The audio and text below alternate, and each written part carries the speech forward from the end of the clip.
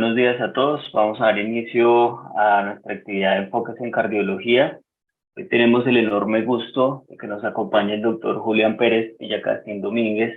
El doctor es cardiólogo, electrofisiólogo, es el jefe del servicio de cardiología del Hospital Clínico San Carlos de Madrid y director del Instituto Cardiovascular del mismo. Es profesor titular de la Universidad Complutense de Madrid y además es el director del máster de electrofisiología cardíaca e intervencionista. Es el actual presidente de la Sociedad Española de Cardiología y pertenece al grupo de investigación CiberCB.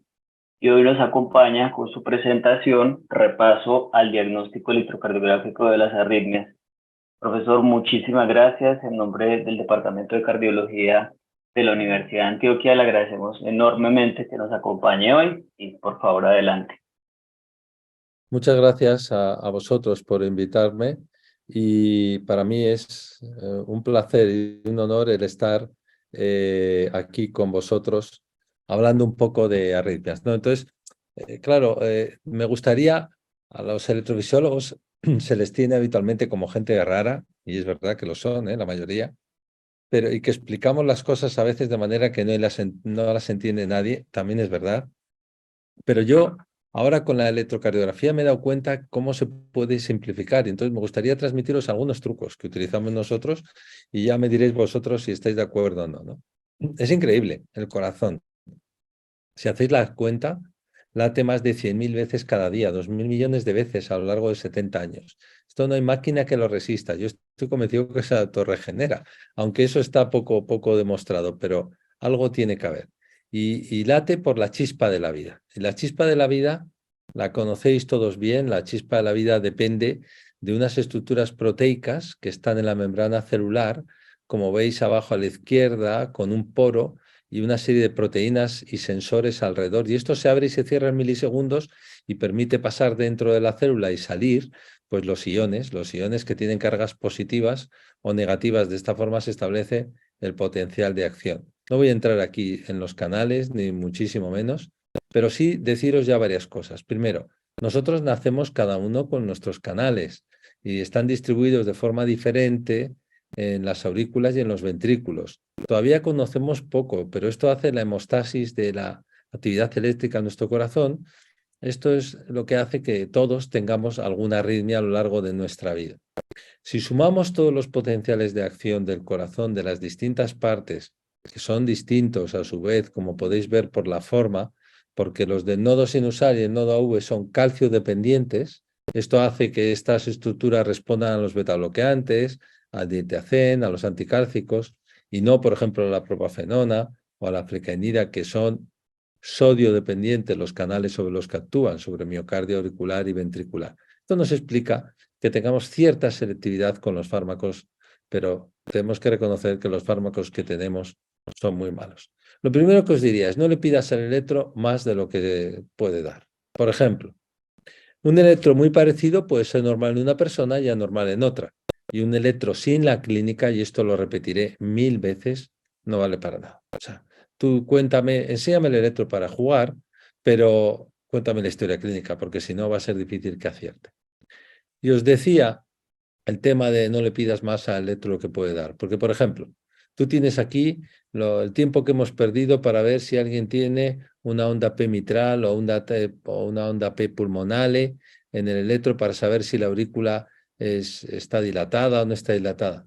No, tú puedes ver este electro de una P mitral y tener una líquora de tamaño normal, pero en cambio tiene fibrosis dentro de la aurícula y la conducción está retrasada. Con lo cual, primero, si queréis ver si algo está dilatado dentro del corazón, utilizar un eco.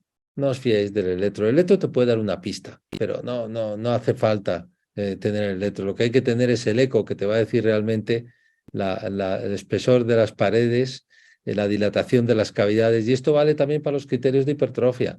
Porque, ¿por qué los criterios de hipertrofia fallan tanto? Porque claro, si tú tienes el corazón al lado como de tu mano cuando se lo pones la mano en el pecho en un niño o en un chico joven que tiene ahí mismo el corazón detrás de la pared, los criterios de hipertrofia de voltaje no te valen. Pero al contrario, te puedes encontrar con una señora que tenga una hipertrofia ventricular tremenda, pero tiene mucho aire entre los electrodos y el corazón porque es enfisematosa o porque es gorda o porque tiene mucho pecho y no tener criterios de voltaje de hipertrofia y sin embargo tener una buena hipertrofia. O tener una hipertrofia importante pero no ser una hipertrofia de calidad de músculo, ser amiloide o ser alguna otra sustancia que esté invadiendo el miocardio. Y entonces no tendrás voltajes elevados. De manera que lo mismo sucede con el lado derecho, las hipertrofias y las dilataciones. Me parece muy bien, se puede jugar un poco con el electrocardiograma, pero no es su punto fuerte. Hay que irse al eco y muy importante, como veremos también a lo largo de esta pequeña charla, si quieres conocer las características del tejido, la resonancia, porque hay algunas patologías arrítmicas que se escapan al eco y sin embargo se ven con la resonancia. Más cosas. Bueno, pon a prueba a tus colegas y pregúntale qué mide exactamente el PR. Preguntárselo. Ya veréis lo que os van a decir muchos, que mide desde el nodo sinusal hasta el nodo auriculoventricular. Pero realmente el PR lo que está midiendo es desde el nodo sinusal, desde que se inicia el impulso, hasta que empieza la activación ventricular. Lo que pasa es que la mayor parte de este tiempo va a depender, es verdad, de la aurícula y del nodo auriculoventricular, y muy poquito del Purkinje. Porque fijaros, el HV normal que nosotros medimos en electrofisiología son 40-45 milisegundos. En cambio, los otros tiempos auriculares y del nodo son mayores. Pero en general nos podemos encontrar con alteraciones del PR preocupantes. Bueno, el PR puede estar corto por dos motivos. O porque tengas una vía accesoria y entonces tienes algo que cortocircuita al nodo auriculoventricular y el impulso pasa directamente al ventrículo y entonces el PR será corto, o porque aunque pase a través del nodo auriculoventricular, en principio este nodo va a ser también un nodo muy pequeñito y muy fácil de conducir, un nodo hiperconductor que se llama, de manera que tú te encuentras que en el electro tienes PR corto y no tienes onda delta, que es lo que nos diría que hay una vía accesoria.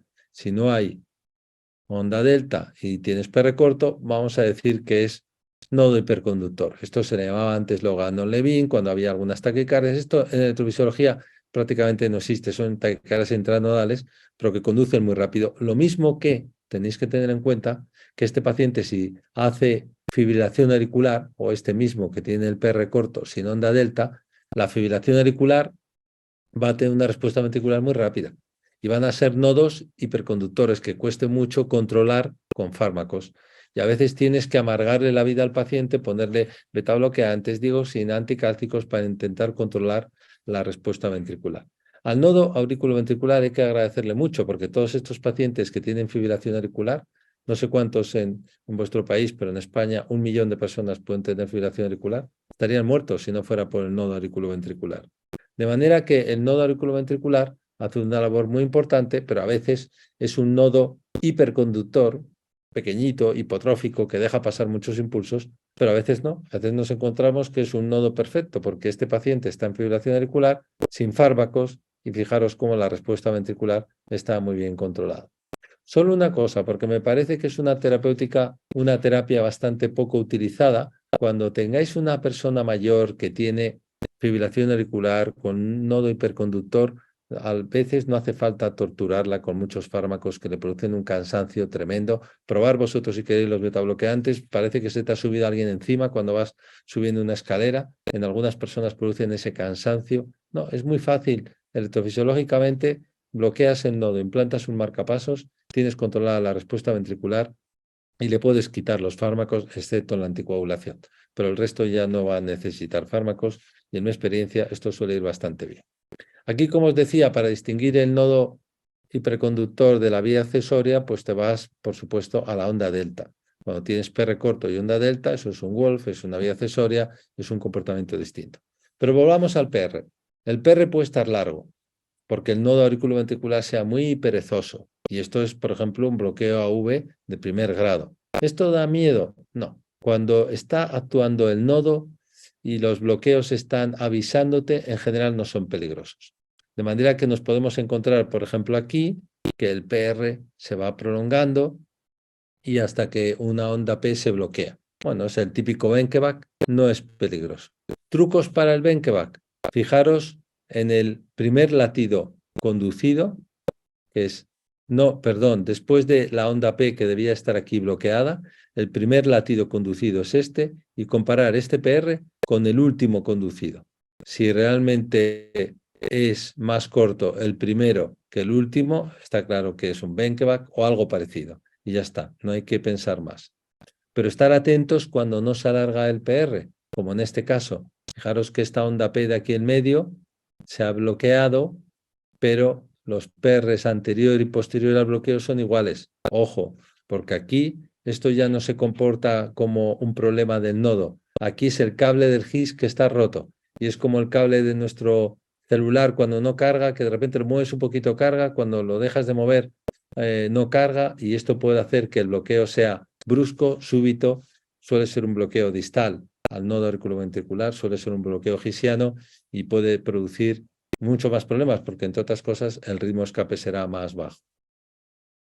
Bien, otro detalle también que no se nos debe escapar. Ojo con las bradicardias que no esperamos o que el paciente nos cuenta que no se encuentra bien, porque esto aparentemente tú lo ves así con detalle y dices, bueno, en la tira de ritmo parece que es una bradicardia sinusal porque ve una onda P delante, aquí en 2 se ve la onda P, aquí, aquí, pero el paciente se encuentra mal. Ojo porque puede haber otra onda P metida muy cerca de la onda T. Entonces, vigilar siempre las ondas T, porque a veces ocultan ondas P. Y esto es lo que se produce en algunos bloqueos 2.1, como en este caso, o simplemente en el caso de extrasístoles auriculares, que si se meten en la T y ellas se bloquean en el nodo, te pueden producir pausas. Y pausas que no sabes a qué corresponden. Pues muchas veces son extrasístoles auriculares bloqueadas, o en este caso, como vemos, un bloqueo auriculoventricular 2.1. Y luego otra de las cosas que hay que pensar en presencia de fibrilación auricular, que cuando la respuesta ventricular es muy rítmica, ojo, porque eso puede ser un bloqueo AV completo. Lo que pasa es que tienes un ritmo de escape nodal y entonces, pues eso hace que el electro parezca bastante normal, pero este paciente está bloqueado. Y luego, recordar siempre, los escapes son rítmicos. Cuando hay una arritmia supraventricular y te encuentras que tienes un ritmo que no es irregular, sino que es regular, en este caso estamos hablando de un bloqueo AV completo, de manera que los escapes son rítmicos. Esto hay que tenerlo en cuenta.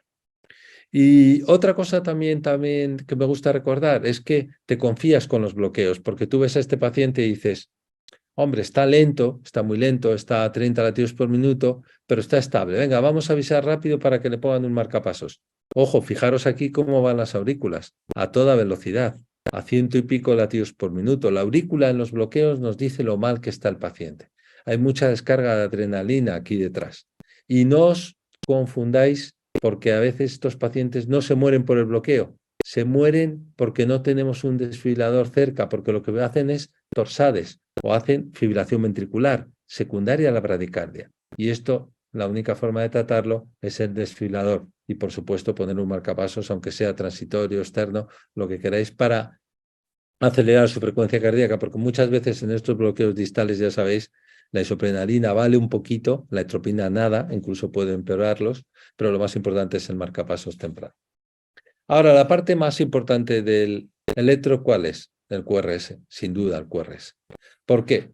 El QRS, mira, nosotros tenemos una forma de distinguir los bloqueos de rama sencillísima. Tú te pones en V1 y dices positivo en V1, bloqueo de rama derecha. QRS ancho y positivo en V1, bloqueo de rama derecha. Y no te hace falta nada más. Y al revés, te pones en el lado, este es un bloqueo de rama derecha, al revés, te pones un complejo en V1 predominantemente negativo, esto es un bloqueo de rama izquierda. Y ya está, y te acuerdas siempre, te coges la mano, te la pones en el pecho en V1 y dices, a ver, para que el QRS sea positivo, ¿dónde tiene que empezar la activación? Tiene que empezar en el lado izquierdo, luego lo que está bloqueado es la rama derecha. Y al revés, te pones la mano en V1 y dices, para que el complejo sea negativo en V1, ¿dónde tiene que empezar la activación? Pues en el lado derecho, al lado de tu mano, se tiene que alejar, luego el bloqueo es de rama izquierda. Muy sencillo, yo creo que no hace falta tampoco darle muchas más vueltas, ¿no? Aquí tenemos V1 completamente negativo o predominantemente negativo, bloqueo de rama izquierda. ¿Y qué hay detrás? Pues es lo que no sabes. Porque cuando hay un bloqueo de rama izquierda, lo que tenemos que saber es que nos ponen una cortina por delante del electrocardiograma. Y hasta que tú no hagas un eco o una resonancia, no vas a saber si hay fibrosis, si no hay, si hay cicatrices, si no hay. Es verdad que cuanto más ancho sea el QRS, cuantas más melladuras tenga, peor. Pero todos estos signos muy bonitos, descritos para saber si hay un infarto detrás de un bloqueo de rama izquierda, etcétera, son muy poco eficaces. Yo creo que lo que es importante es recordar que si tú tienes un paciente que tiene un bloqueo de rama izquierda, algo tienes que hacer más para ver cómo tiene el corazón, porque te puedes encontrar desde una disfunción ventricular a un corazón completamente normal, desde cicatrices a tener un miocardio por lo demás que no encuentras ninguna alteración. Y esto lo encontramos con el eco y con la resonancia, como hemos comentado, ¿no? Lo mismo que tenemos que estar muy atentos para saber cómo está el corazón a la presencia de cicatrices. Las ondas Q, por ejemplo, siempre que las ves, ya te imaginas que hay una cicatriz ahí. Y ojo, las cicatrices favorecen las arritmias, tanto en la aurícula como en el ventrículo. Una cicatriz, fibrosis, es lo peor o de las cosas peores que se pueden tener en el corazón. Y ya decía, en presencia de bloqueo de rama izquierda, con estas melladuras, etcétera, etcétera, me extrañaría que este paciente tuviera un corazón normal. Lo normal es que tenga una depresión de la función ventricular, fibrosis, cicatrices, etcétera, etcétera, ¿no? Y vamos con las arritmias. Veréis cómo simplificamos las arritmias. No cabe duda que abajo tenemos un electro en ritmo sinusal, taquicardia sinusal, porque se le acaba de quitar la taquicardia de arriba, y vemos que es igual el QRS en taquicardia que en ritmo sinusal. Pues esto es una taquicardia supraventricular. Ya está. Ha empezado de repente y se quita de repente, es una taquicardia supraventricular paroxística. ¿Cuál es la causa de la taquicardia? Pues la causa de la taquicardia puede ser una vía accesoria, puede ser una intranodal, puede ser una taquicardia auricular. ¿Cómo hago el diagnóstico después de dedicarme 30 años a la electrofisiología? Con la historia clínica. ¿Cuándo le han empezado las taquicardias? A los 40 años. ¿Es chica? Sí. ¿Nota las taquicardias en el cuello? Sí, taquicardia intranodal. Ya está. Y no tienes que ir al electro, que si se ve la onda P aquí, que si no se ve, que si esta mosquecita, que si el PR, que si el RP. Nada. Probablemente, además te va a dar igual, porque va a ir a electrofisiología y le van a curar la taquicardia. Es verdad que si te fijas luego mucho, pues entonces puedes ver las ondas P famosas en las taquicardias. Pero lo más importante es lo que tienes que hacer con una taquicardia supra, que es poner la adenosina. Porque la adenosina es una droga extraordinaria. Con tal de que no sea asmático el paciente, es súper segura. Le pones 12 miligramos en bolo, hay que ponerla en bolo, y ya está, te quitas la taquicardia. Y luego ya te dedicas a ver si era supra, o, perdón, si era intranodal, si era una vía accesoria. Aquí fijaros, claro, cuando lo ves con detalle, veis cómo la onda P, esa pequeñita retrógrada, desaparece. Era, claro, una taquicardia intranodal. Pero es que eso no tiene importancia. Tiene importancia si quieres jugar con el electro. Pero para el paciente, lo que tiene importancia es que le pongas adenosina, se la quites y la remitas a una unidad de arritmias para que le traten con ablación.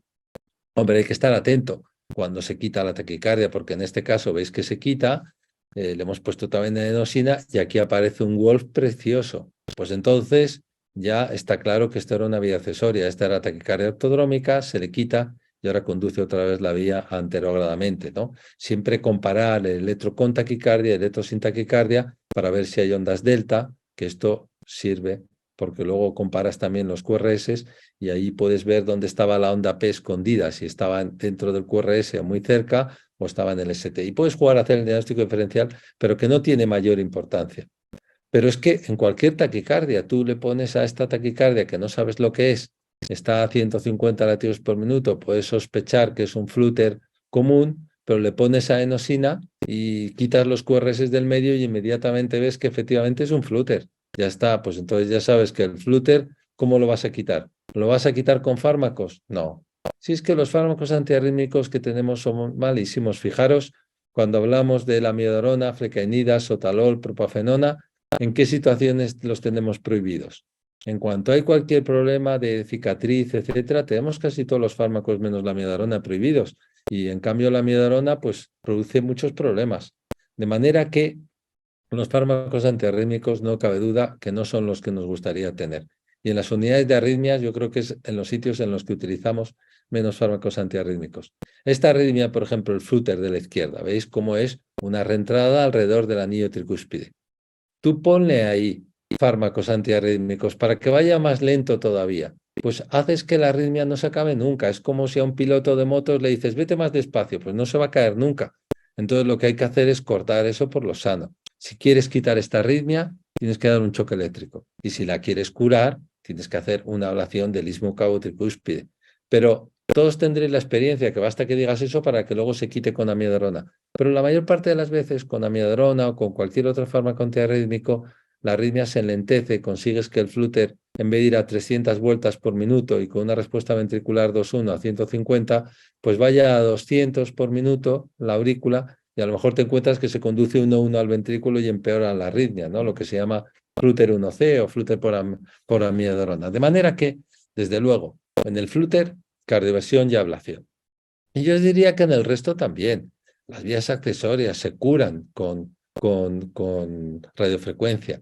Las taquicardias intranodales milagrosamente se curan con radiofrecuencia sin producir bloqueos en el nodo auriculoventricular. Es increíble. Y los flúter, la ablación del flúter, pues como he visto o como hemos comentado hace un momento, pues también, de la misma forma.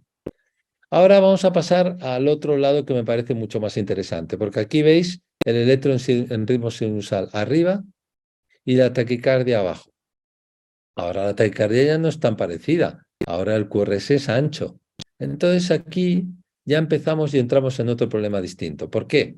Porque si este paciente que en ritmo sinusal tiene un bloqueo de rama izquierda, como estamos viendo, y hace una taquicardia supra, como puede ser un flúter, como hemos visto, podemos tener esto. Entonces, ¿esto qué es? ¿Una taquicardia ventricular o una taquicardia supraventricular? Esto, claro, podría ser que tuviera una taquicardia como la que hemos visto ventricular o tuviera una supraventricular conducida con la aberrancia. Bien, ¿cómo hacemos el diagnóstico diferencial? Pues a los que os guste torturaros, podéis cogeros los libros de electro, estudiaros todos estos diagnósticos diferenciales, que luego hay que aplicarlos en una guardia a las 4 de la mañana estando agotado. Incluso me atrevería a decir que hasta podéis coger los criterios de Brugada. ¿Y qué? ¿Vais a acertar la mayor parte de las veces? No. Vais a acertar, sabiendo todo esto, en el 90-92% de los casos. Os propongo otra cosa. Pensar que siempre son ventriculares. Taquicardia regular con QRS ancho, pensar que siempre es ventricular. Aceptaréis el 90%. Vosotros veréis si os merece la pena por ese 2% estudiaros todos esos signos que a mi juicio valen para muy poco. De manera que taquicardia regular con QRS ancho, vosotros pensar que es una taquicardia ventricular siempre. ¿Y qué podéis hacer? Si el paciente lo tolera mal, un choque eléctrico. Si el paciente lo tolera bien, poner adenosina. Si se quita es que era supraventricular y si no, es que es ventricular. Darle un choque o ponerle fármaco, en este caso procainamida o amiodarona. Pero no mezcléis fármacos en las taquicardias ventriculares porque los pacientes, el problema no es la taquicardia ventricular, el problema es lo que tiene debajo, que tiene cicatrices miocárdicas y una función ventricular mala y se va a deprimir porque esto es lo que sucede para que un paciente tenga una taquicardia ventricular, suele tener cicatrices y las cicatrices debilitan el corazón y lo hacen más susceptible a la hipotensión, al shock cardiogénico, etcétera, etcétera. ¿Cuántos pacientes se han muerto con taquicardias ventriculares por los fármacos antiarrítmicos y no darle un choque cuando está el paciente bien, antes de que se ponga mal? Y luego sí, los distintos signos, muy bien, me encanta explicarlos. Las capturas, las fusiones, en este caso la disociación auriculoventricular, como os decía, las capturas, las fusiones, pero es que no tienes que estar a eso. Si es que tú lo ves y dices taquicardia regular con QRS ancho, taquicardia ventricular. Y esto evitas que progreses, si lo tratas pronto, a la fibrilación ventricular, que ya sabéis que hay que tratarla pues con el desfibrilador y que todos tenéis que aprender el desfibrilador y que todos tenéis que entrenaros con los desfibriladores. Vamos a terminar, pero vamos a terminar con un síntoma que a mí me suele asustar bastante, que es el síncope. Porque el síncope, lo normal es que tengas una lipotimia, sobre todo si es una persona joven, pero hay amigo, si se te escapa un síncope cardiogénico, ese paciente está a punto de morirse y no se ha muerto de casualidad. Entonces, ¿qué podemos hacer para que no se nos escape? Pues cuando tienes experiencia en arritmias, te das cuenta que en el corazón pasa de todo. Fijaros este paciente que tiene elevación del ST, está teniendo un infarto y tiene una taquicardia ventricular polimórfica transitoria, es decir, que ha estado a punto de morirse, pero no se ha muerto. Si nos cuenta alguien este síntoma y no actuamos en consecuencia, a la próxima puede que no salga. Pero daros cuenta, por ejemplo, en esta persona o en las distintas personas tenemos que contar siempre con la clínica. Entonces, me gustó este artículo porque te dice, dependiendo de la edad, la muerte súbita a qué se debe. Y fijaros cómo, por ejemplo, en negro están las canalopatías, que afectan sobre todo a la gente joven, pero son muy poco frecuentes como causa de muerte. En marrón están las miocardiopatías, que son más frecuentes y afectan al paciente y lo matan a lo largo prácticamente de toda su vida. Pero lo que más mata es la cardiopatía isquémica, como os he enseñado hace un momento, ese infarto que degenera en fibrilación ventricular y que aparece a una edad un poquito más avanzada. Pero imaginaros que esta señora, 82 años, nos cuenta palpitaciones y síncopes de repetición. Esta abuelita encantadora, podemos decir, ¿qué será? ¿Qué es lo que le pasa? Ah, ya lo tenemos. ¿Por qué? Porque le hemos documentado que tiene fibrilación auricular. Bueno, pues la fibrilación auricular, a no ser que tengas una estenosis aórtica severa o una miocardiopatía hipertrófica, en una persona mayor es muy poco probable que produzca síncopes. Entonces, si tú le das fármacos para tratar a esta fibrilación auricular y hacer que la respuesta ventricular sea más lenta, porque piensas que ese es el motivo del síncope, probablemente no te has dado cuenta que el motivo del síncope era precisamente la disfunción sinusal, cuando la fibrilación auricular se quita sola. Y estás aumentando esta pausa, con lo cual va a ser más fácil que esa señora mayor pierda el conocimiento y, ojo, un síncope que podría ser no muy maligno en una persona mayor, se rompe la cadera y ya sabéis cómo acaba. Ahora, síncope que da miedo cuando tienes bloqueo de rama izquierda, por ejemplo, porque no sabes lo que hay debajo. Puede haber una miocardiopatía hipertrófica, una miocardiopatía dilatada, puede haber cicatrices. Hay que pensar que eso es una arritmia ventricular lo que la ha producido. Que luego te equivocas y era que le han aumentado el IECA y que tiene hipotensión, fenomenal. Pero tú ponte siempre en lo peor del paciente.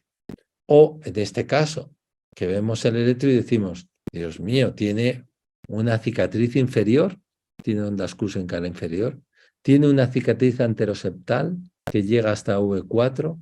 ¿Cómo debe tener la fracción de eyección este paciente? Si tiene un síncope, tienes que pensar que es arrítmico. Y en cuanto nos encontremos gente joven con electros raros, pensar que el síncope es arrítmico, sobre todo si el síncope es de esfuerzo, eso ya no digo más. Pero cuando tienen electros raros, ya no solo hay que hacerles un eco, sino que muchas veces hay que hacerles una resonancia. Mirar, este deportista tenía todo normal, pero gracias a un holter implantable nos pudimos dar cuenta que lo que contaba, daros cuenta, eran taquicardias ventriculares polimórficas, tenía una catecolaminérgica que es muy rara que sobreviva a estas edades, que sea varón, que se produzca en relación con los esfuerzos, pero esto lo logramos un día que llevaba puesto un holter y tuvo un síncope. Así que realmente no os cortéis. Cuando veis síncopes de esfuerzo, síncopes en gente joven con electros patológicos, aunque no sepáis lo que tiene el electro, porque este electro realmente no es de una displasia ritmogénica que tenía que tener onda T en V1, V2, V3 invertida, etcétera, sino que tiene alteraciones de la repolarización, por ejemplo, en cara inferior, en 2-3, en AVF, extrasístoles ventriculares, pues para distinguirlo del patrón juvenil, no os cortéis, pedirle una resonancia, porque es la forma de estar seguro que esa persona no tiene fibrosis dentro de su corazón y entonces, sin fibrosis, a no ser que tenga una canalopatía, es muy poco probable que tenga arritmias peligrosas. La resonancia muchas veces es la que nos da precisamente ese diagnóstico, ¿no?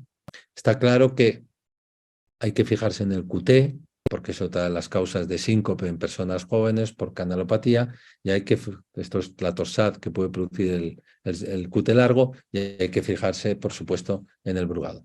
En fin, cuando haya personas jóvenes que tengamos dudas del síncope, ya vuelvo a repetir, si no tenéis un holter implantable, que es lo ideal, porque ya sabéis que dura 2 años, vigila el corazón durante ese tiempo, pues ponerle la mayor holter que podáis y así llegaréis a un diagnóstico.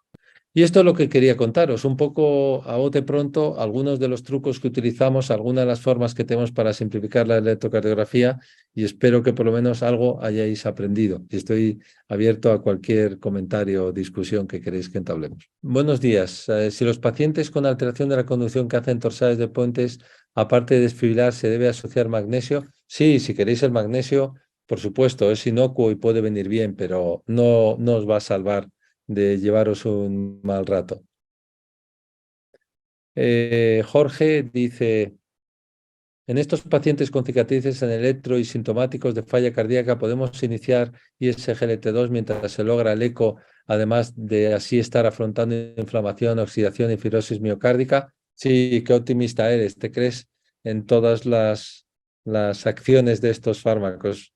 Hombre, a medio largo plazo puede que sí. En el momento agudo lo que tienes que hacer es resolver el problema agudo, ¿no? Lo demás, todos estos tratamientos pues ayudan, los betabloqueantes, los mineralcorticoides, la espironolactona, la eplerenona, los ISLGT2, descargar la poscarga del corazón, todo eso es bueno con IECAS, ¿no?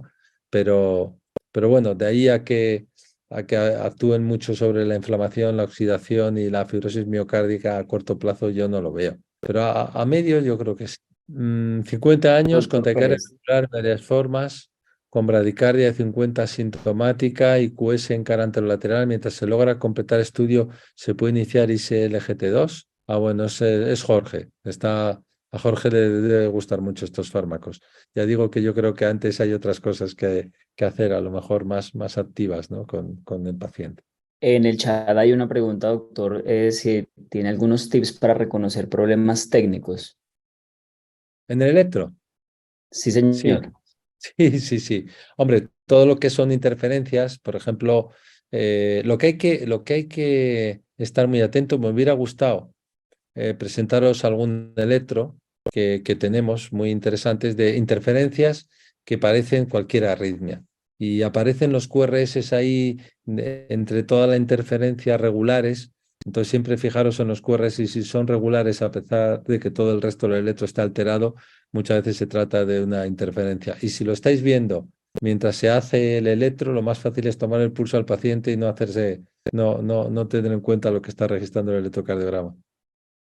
En el chat hay otra pregunta acerca del paso a paso en el manejo de la fibrilación auricular en el contexto de falla cardíaca. Y si a veces llegamos muy temprano y no se quiere hacer ablación y a veces es demasiado tarde. Bueno, es que esa pregunta es muy importante, porque hay una relación entre la falla cardíaca y la fibrilación auricular extraordinaria y cada uno empeora al otro.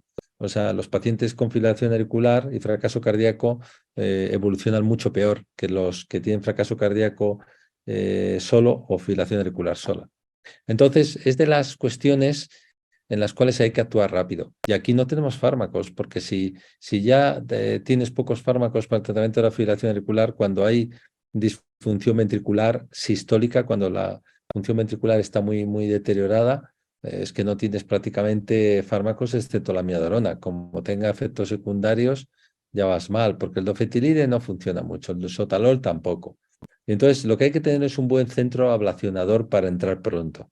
Yo ahí creo que, a pesar de que la gente todavía no lo considera, son de los enfermos que más se pueden beneficiar, como comentas, de una ablación temprana. No esperar a que se dilate la aurícula. Esto en general nos pasa con toda la fibrilación auricular. Lo que pasa es que hay tanta fibrilación auricular que no hay suficientes unidades de arritmias para tratarlas. Pero cuando es fácil tratar la fibrilación auricular con cualquier cosa, es cuando está empezando, porque es como una revolución. Luego ya, cuando dejas que todas las células de la aurícula ya sean capaces de soltar chispas, pues entonces ya te entras dentro del corazón y ya no tienes que quemar solo las venas pulmonares, tendrías que quemar el resto del tejido auricular y ya no funciona ni siquiera la ablación.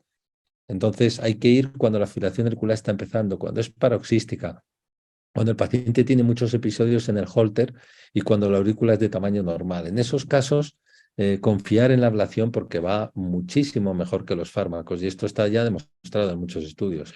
Doctor, acá nos preguntan acerca de la diferenciación de las reentradas del nodo AB versus las taquicardias atriales por triggers, dado que eventualmente las dos pueden responder a la adenosina. Bueno, pueden responder a la adenosina, pero clínicamente las intranodales son taquicardias paroxísticas que se notan bastante en el cuello, aparecen en mujeres, etcétera. Y normalmente la adenosina responden, pero te da tiempo a ver o bloqueo del nodo auriculoventricular con algún latido auricular antes de que se extinga, ¿no? Y luego hay otras formas de las taquicardias auriculares. Las taquicardias auriculares vienen a ser de dos tipos, las que tienen cicatrices, que son pacientes operados, de congénitas, etcétera, pero si hablamos de las focales, que son las que pueden desaparecer con adenosina, tienen fenómenos de calentamiento, etcétera, y son rachas en general, no son taquicardias tan sostenidas como son las taquicardias intranodales, al menos en mi experiencia, ¿no? De manera que yo creo que la taquicardia auricular te sueles encontrar que la persona cuando está nerviosa o tiene rachas que a veces son muy sintomáticas, en el JORTE se ven como ráfagas.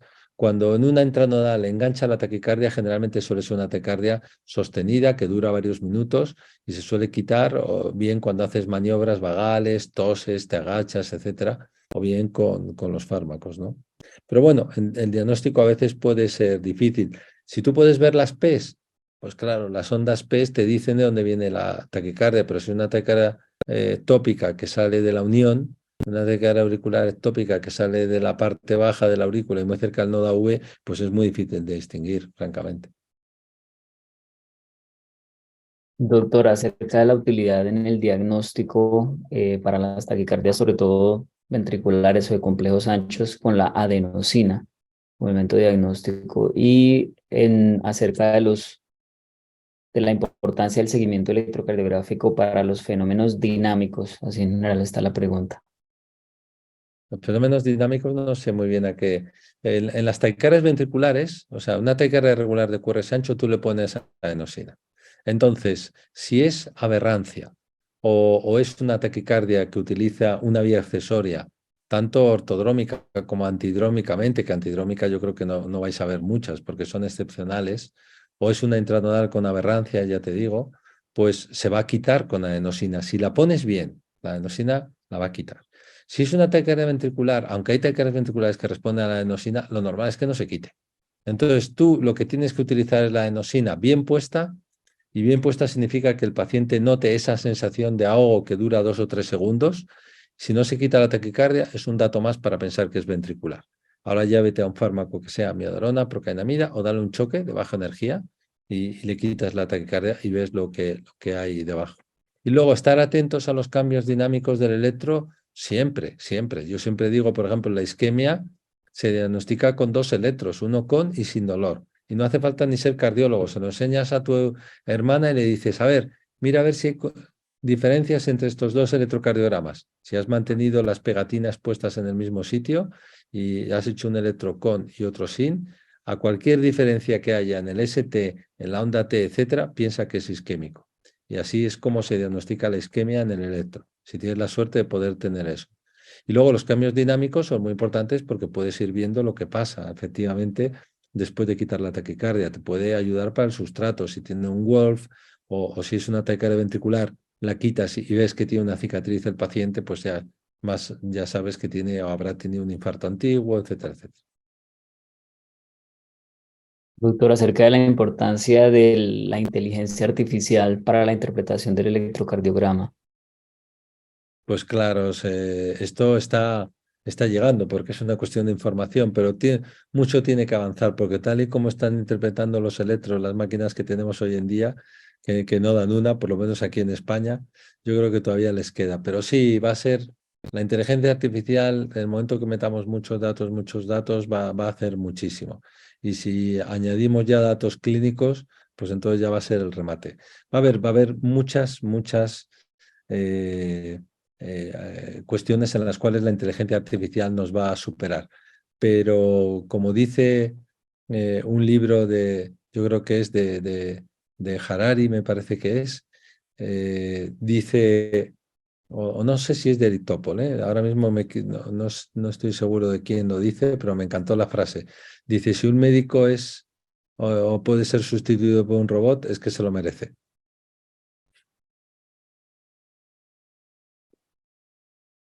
Profesor, acerca de la memoria eléctrica que nos mencionaba, ¿cuánto tiempo esperar para que se Ah, sí, resuelva? la memoria. Bueno, la memoria eléctrica es una cuestión extraordinaria, porque la memoria eléctrica a veces se ve en pacientes que tienen un marcapasos y, por ejemplo, tienen estimulación intermitente, se invierten las ondas T y piensas que cuando el paciente no está con el marcapasos activado y parece que tiene isquemia, o bien cuando tienen bloqueos de rama alternante, o en las vías accesorias, que es muy bonito en los Wolf, cuando los quitas, se queda la onda T señalando la positividad de la onda delta. Entonces, puede durar semanas, pero en general yo creo que en 2, 3 semanas se suele resolver. Pero siempre aquí hay casos que duran más y otros que se solucionan muy pronto, ¿eh? No sabemos de qué dependen, pero esto es así.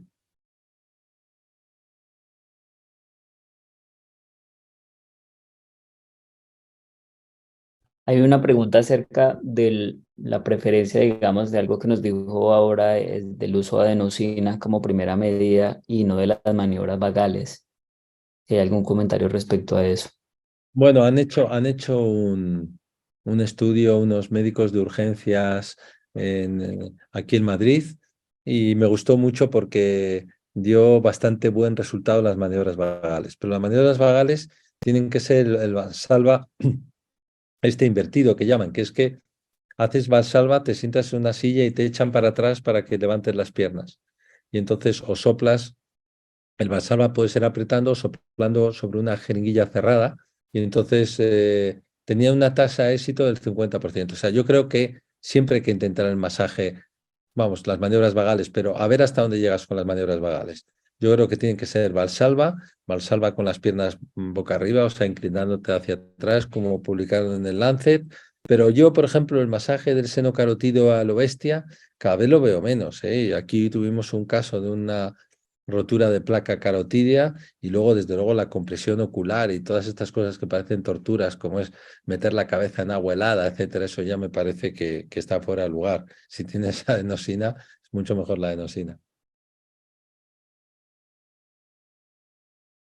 ¿Alguna consideración? Sé que esto no lo mencionamos, probablemente no era el tiempo, pero alguna consideración acerca del intervalo RP y el uso para clasificar sobre todo las supraventriculares. Claro, pero es que no me gusta nada porque es complejo. O sea, si tienes el PR más corto que el RP, o sea, si tienes el PR más corto que el RP, pues son o taquicardias auriculares o taquicardias que el RP muy largo porque a veces tiene una vía accesoria de conducción muy lenta o una taquicardia intranodal de conducción muy lenta.